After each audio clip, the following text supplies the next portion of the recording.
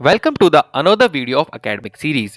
Do you know how lack of coordination leads to a degradation of responsiveness and an increase in cost within a supply chain?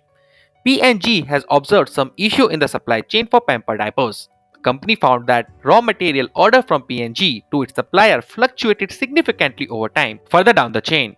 When sales at retail store were studied, it was found that the fluctuation while present were small.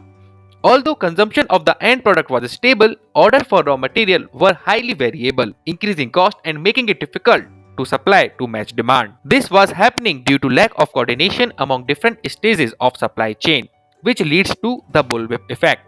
Today we will be talking about what is the bullwhip effect, what its effect on performance in supply chain, various obstacles that lead to this lack of coordination, and we will discuss managerial levers that help achieve coordination in supply chain. We will try to understand all of these with the example of P&G. Before we go ahead, kindly subscribe to the channel, it gives the motivation. Let's start it. First, we will discuss what is the bullwhip effect in supply chain. So, supply chain coordination requires all stages to take action that maximize total supply chain profits. A lack of coordination results in different stages focus on optimizing their local objective, or if information is distorted as it moves across the supply chain.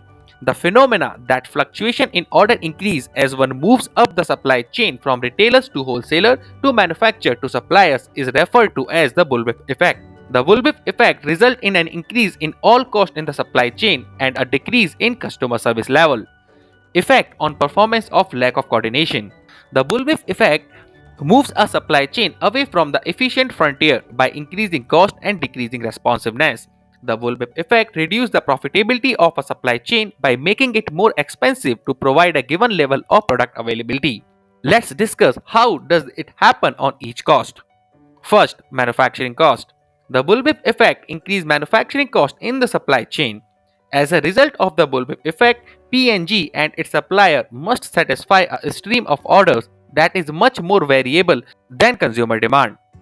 P&G can respond to increased variability by either building excess capacity or holding excess inventory, both of which increase the manufacturing cost per unit produced. Second, inventory cost. The bullwhip effect increases inventory cost in the supply chain. To handle the increased variability in demand, P&G has to carry a higher level of inventory than would be required in the absence of the bullwhip effect.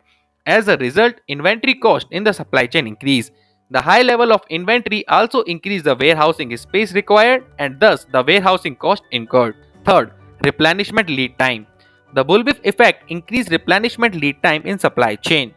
The increased variability as a result of the bullwhip effect makes scheduling at P&G and supplier plants much more difficult compared to a situation with the level demand. There are times when the available capacity and inventory cannot supply the orders coming in. This results in higher replenishment lead time in the supply chain from both P&G and its supplier. Fourth, transportation cost. The bullwhip effect increased transportation cost in the supply chain. The transportation requirement over time at P&G and its supplier are correlated with the orders being filled. As a result of bullwhip effect, transportation requirement fluctuates significantly over time. This raises transportation cost because surplus transportation capacity need to be maintained to cover high demand periods. Fifth, labor cost for shipping and receiving. The bullwhip effect increases labor cost associated with shipping and receiving in the supply chain. Labor requirement for shipping at P&G and its supplier fluctuate with orders. A similar fluctuation occurs for the labor requirement for receiving at distributors and retailers. The various stages have the option of carrying excess labor capacity or varying labor capacity in response to the fluctuation in order. Either option increase total labor cost. 6. Level of product availability. The bullwhip effect hurt the level of product availability and result in more stockout in supply chain. The large fluctuation in order make it harder for P&G to supply all distributor and retailer order on time. This increases the likelihood that retailers will run out of stock, resulting in lost sales for the supply chain. We can summarize the effect as per this table. Let's discuss various obstacles that lead to this lack of coordination. A key obstacle to coordination in the supply chain is misaligned incentive that result in different stages optimizing local objective instead of total supply chain profit. Other obstacle can be listed down as lack of information sharing, operational inefficiencies leading to large replenishment lead time and large lots, sales force incentive that increase forward buying, rationing scheme that increase inflation to order, promotion that increase forward buying, and a lack of trust that makes any effort toward coordination difficult. Now, let's discuss managerial levers that help achieve coordination in a supply chain. Managers can help achieve coordination in the supply chain by aligning goals and incentives across different functions and stages of the supply chain. Focus should be on action to help overcome the obstacle and achieve coordination in the supply chain. The following managerial action increase total supply chain profit and moderate the bullwhip effect. First, aligning of goals and incentive so that every participant in the supply chain activities works to maximize total supply chain profit. Second, improving information accuracy. Sharing point of sale data across the supply chain can help reduce the bullwhip effect. If retailers share POS data with the other supply chain stages, all supply chain stages can forecast future demand based on customer demand. Sharing of POS data help reduce the bullwhip effect because all stages now respond to the same change in the customer demand. Third, improving operational performance. Managers can help dampen the bullwhip effect by improving operational performance like reducing replenishment lead time. Manager can decrease the uncertainty of demand during the lead time. Fourth, designing pricing strategy to stabilize order. Stabilizing pricing, managers can dampen the bullwhip effect by eliminating promotion and charging an EDLP, which is everyday low price. The elimination of promotion removes forward buying by retailers and result in order that match customer demand.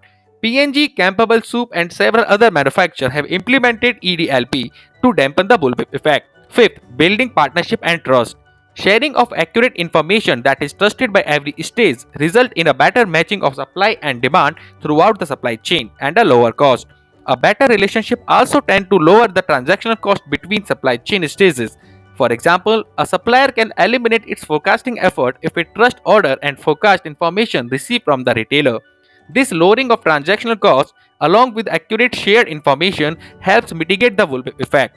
Walmart and P&G have been trying to build a strategic partnership that will be mutually beneficial and help reduce the bullwhip effect. A good planning strategy can also help in reducing the bullwhip effect. You can watch the aggregate planning video on the I button to know more about it. Thanks for watching the video. Do like, share and subscribe the channel.